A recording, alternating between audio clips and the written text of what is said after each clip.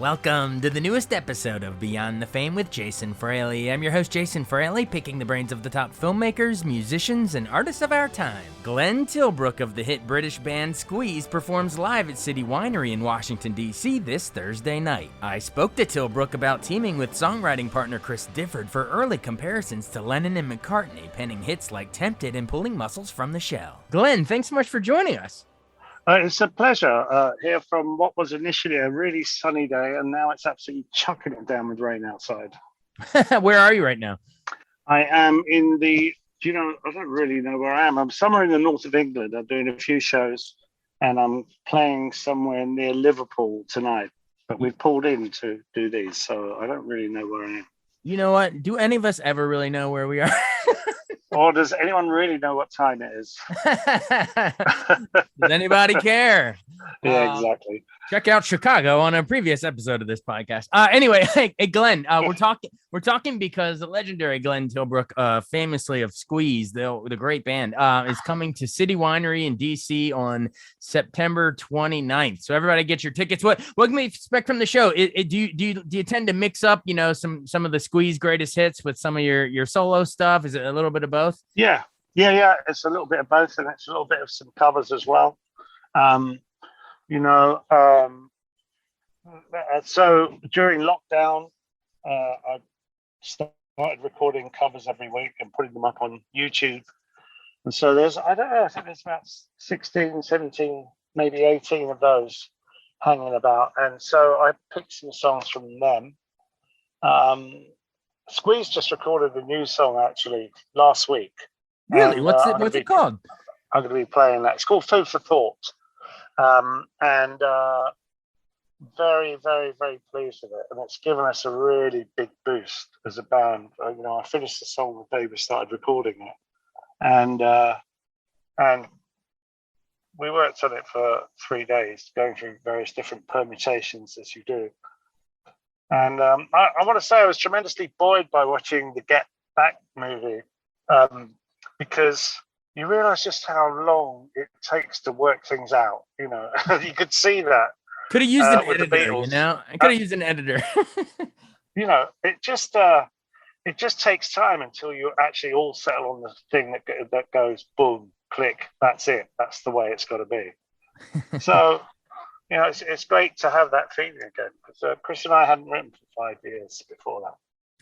It's funny you mentioned the Beatles Get Back thing because I'm pretty sure, early on in your career when you and Chris, this is, Chris Difford and you, your songwriting partner, early in your career, a lot of people compared you to the Beatles, right? Didn't they say you were the heirs to Lennon and McCartney's throne? But no pun intended with the Queen passing. Yeah. But, that was the thing for a while. That's for sure. And it was very flattering. Why do you think they made that parallel? That is very flattering, but why do you think you had the chops there? Why do you think the writers would actually make that giant leap and actually say you're in their class? I think that people did a lot of things in at that particular time. They were looking for the new Beatles. They were looking for the new Dylan. They were looking for the new Springsteen, and none of those people ever actually arrived. Including yourself? It's like, including ourselves in that. It's a handy reference point. If you like them, you might like us. And I think that's true. I think we had diverse enough songs. And certainly, at the beginning, we had different people singing them, between Paul Carrick and Chris, as well as me. So there are some comparisons you could make. I think we had a sort of fresh, youthful, slightly punky sound, and that was contemporary at that time too. Well, awesome. Well, before you even met Chris, I want to know like your actual, your origin story. I know you were born in London in 57, but how did you actually get turned on to music to begin with before you even met Chris? I was one of those people, I didn't know it, but my parents, there was always music playing around the house, and I just gravitated towards it. I didn't have any musical education, but there was a piano in the house, and then I had a guitar, and I taught myself how to play. And I was just completely away with the fairies as far as music was concerned. I was always obsessed with it, and it was always what I wanted to do. That's great. All right, and then how did the big life-changing meeting with Chris Difford come about? Do you actually remember the first time you met, or is it one of those things where you've known him so long you can't even really remember the first? No, I remember exactly. He said that I met him in this pub called the Three Tons in Blackheath. What was it called? What was it called? You dropped out. The Three Tons. The Three Tongues. Yeah. And he said that he'd carrying a copy of the Times under his right arm. What he didn't say was that he'd be wearing a multicolored Lurex overcoat, which would have been far easier to spot. Anyhow, I spotted him, and we hit it off. I went back to his house, and he had some great songs, and I think I did too. So we started writing together almost immediately, and it was very fortuitous because we reinforced each other in a way I don't think we could have done alone. Awesome. Well, tell me about putting together that self-titled debut album there in 1978. Yeah, I mean, a lot of people associate you with, your 80s run, but we got to remind people it started in the late 70s, actually. So, Take Me I'm Yours and Bang Bang were off that first one. Do you remember which one of you two came up with the sparks of those ideas, or was it a Take Me I'm Yours, we recorded. The album was recorded with John Cale, and I think he didn't really I don't think he liked how poppy our songs were. So he sort of subverted what Squeeze was into more of his take on what we should be. And I have the utmost respect for that, but it didn't really sound like us. And in fact, the two tracks we recorded without John were Take Me I'm Yours and Bang Bang. So they were more directly what we wanted to be about. Take Me I'm Yours, we'd recorded before, but we didn't get it right. That happens sometimes. And Take Me I'm Yours is us pretending to be Kraftwerk, but it sounds like us, doesn't it? So we lucked out. Cool. Well, I assume then, I guess you were more pleased with the direction your sound was going in Cool for Cats, the album, and the song for that matter. Up the Junction was on there too, Slap and Tickle. It was Cool for Cats. Was that you veering more into a sound that you actually thought was more of your bag?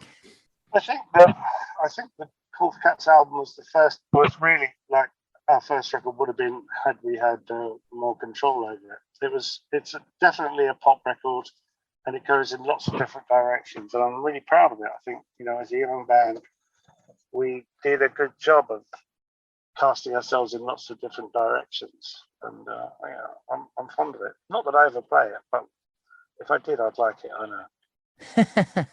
Well, I'm not gonna make you go chronologically through all of your songs, obviously, but because we'd be here all day. But I know my listeners will kill me if we don't hit some of the bigger ones. Let me jump through real quick. How about Label with Love? That was a good one. Was that was you and Chris again? Yeah. Most of them are me and Chris. Just a song about transatlantic romance. I think I remember Chris saying he was inspired by a TV program about women who had met American servicemen in the UK and then married them and returned and gone over to live in the States with them. And some of them, made it and loved it, and others didn't. Which I thought was a great story. And then years later, he said it was about something completely different. So I have no idea what it really is about, but I'm going to stick with the first story. I like that. Well, a lot of the ones we mentioned, Cool for Cats, Label with Love, Up the Junction, a lot of those were big in the UK, Pulling Muscles as well.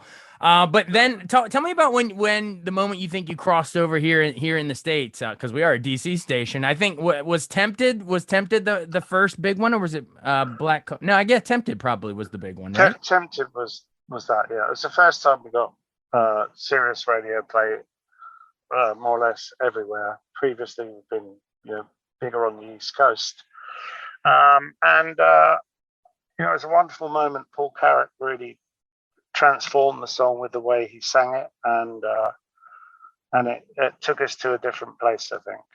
Why do you think it captured everybody? Why do you think it is? I mean, I know it's always hard to put those into words, but why is it because it's relatable? You know, right from the beginning, I bought a toothbrush, some toothpaste. I find like is it Yeah. relatable visual storytelling? You think?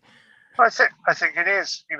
I think the fact that it was all pretty true. That was referencing the things that we saw when we went to the airport before going on tour for where we lived, and it had, you know, that's another song that we didn't get right first time, but we re-recorded it, and the version that everyone knows is the right version.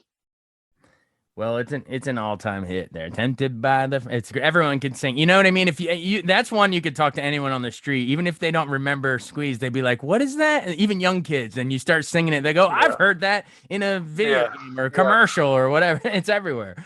Tell me about the creation of Black Coffee in Bed. The title alone is great, but didn't I read somewhere that Chris came up with that? We saw a coffee stain or something. Uh, do you know? I have no idea about how that came about lyrically, but I will say this: is what's interesting to me about playing in Squeeze over the last 15 years is how we've seen our audience increase and increase and increase way up, way beyond levels that we've seen, for 20 years before that. Back to the sort of time in the 80s when we had large audiences. And the interesting thing is there's a lot of folks our age, but there's also a lot of younger kids who have come to us, through the internet, via Spotify, or wherever it is, and have come to check out what we're about. And that's a truly amazing thing when you feel that your audience is growing again. Didn't you never know if that's going to happen, and I was fine with it being however it ended up. But that really is quite something where we are now. Do you think it's just, the generation that came up with you, or I don't know, Gen Xers or whatever, late baby boomers listening to you guys, and then they play it for their kids, or maybe even grandkids at this point. It's 2022 now, but do you think it's them passing it on, or do you think it's young folks discovering it on their own, like with Spotify, like you're saying? I think it's more the last thing. You think about, when we started making records, Elvis Presley had come about like 20 years before. That whole thing about white rock music was only 20 years old, 18 years old when we started writing and making music with Squeeze. Right. Now there's this incredible history of stuff stretching back, plus all the different stuff that's happened. So kids have such a lot to choose from, and it's going on, of course. When we were 20, we would never have dreamed of really listening to music made 40 years earlier. It took a while for us, for instance, to go back to like Great American Songbook and all those writers and see the real warmth and intelligence that had happened during that period, and also the great singers, Sinatra, Ella Fitzgerald, all that stuff. But it takes a while to discover that. With the internet, you can just go everywhere all at once. And I think that for kids breaks down many barriers. I agree. And isn't it funny? Talk about really quick. It's funny. I mean, what you just said sparked something for me. It's funny how the different, technological mode of, delivery systems, can influence the hits in different generations. Like, for instance, like when Hourglass drops, I'm sure because of MTV, the MTV generation loves Hourglass, and because of Spotify, they might like one of your newer songs. You know what I mean? Like Yeah. It's fat. That's funny. I mean, do you think MTV had a lot to do with at least the American? Yeah, I think MTV has a lot to do with it, and also song placement. Now you've only got to look at Kate Bush running up the hill recently to see what a song placed in the right vehicle can do and is capable of doing, and how much it can get across to people. And in a sense, the age of the song doesn't matter. It's how fresh it is to people. I agree entirely. I've always said, people look at me like I'm crazy, but I've always agreed. I've always said that there is no past, present, or future. I think it's all one long thing, and it kind of dips in and out and speaks to each other, and it doesn't, you know what I mean? Like you're saying, a great song's a great song. Yeah, absolutely. Well, great. So, I mean, we've listed a lot of the Squeeze songs that you might play, during the show here at City Winery. How about which ones from your solo career might we hear? And I don't want to spoil the whole set list, but give us at least a teaser of some of the solo ones that are almost like must plays every time you perform. There aren't any must play songs for the set at all, and it really, I'm going to keep that a mystery. But it'll be entertaining. I can promise you that. That's great. Well, we appreciate you joining us. How's that? Do you stay in touch with Chris much these days, or what's the latest? Yeah, well, we just started working. As I said, we recorded a new song last week, and that's right. We are very much going to do some more stuff, and we'll be touring in the UK in October and November, and coming to America next year.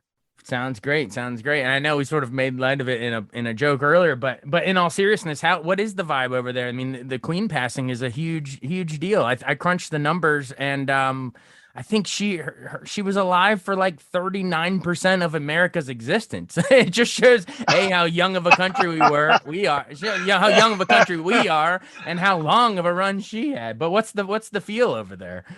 Wow. I think whether you agree with the royal family or not, I'm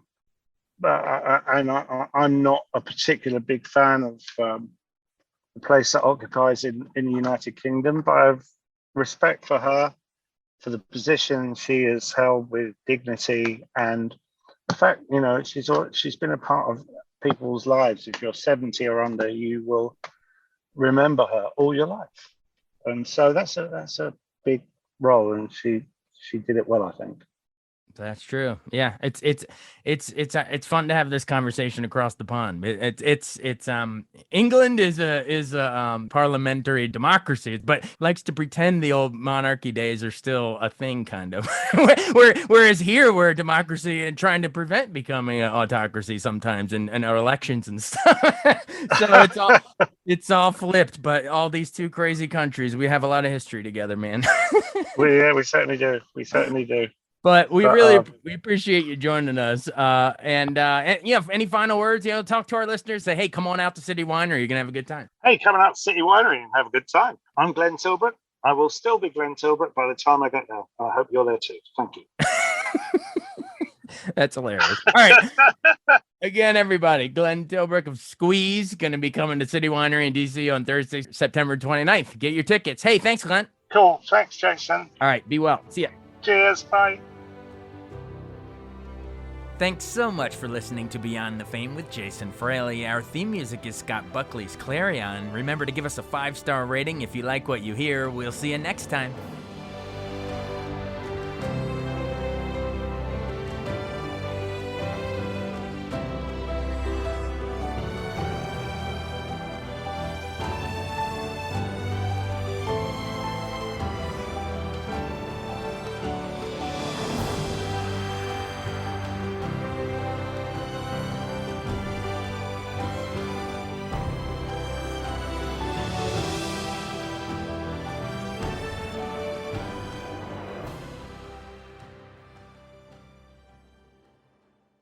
I wanted to take a second to tell you about an app I really enjoy. Living in the DC area is great, and Podcast DC gathers all of the local shows that I like all in one local app. Health, sports, local news, politics, and so much more. Podcast DC is the new local app with hundreds of DC area podcasts to choose from. I can earn exciting rewards just for listening and share the podcasts I love instantly. Available in the App Store or in Google Play, listen local with Podcast DC.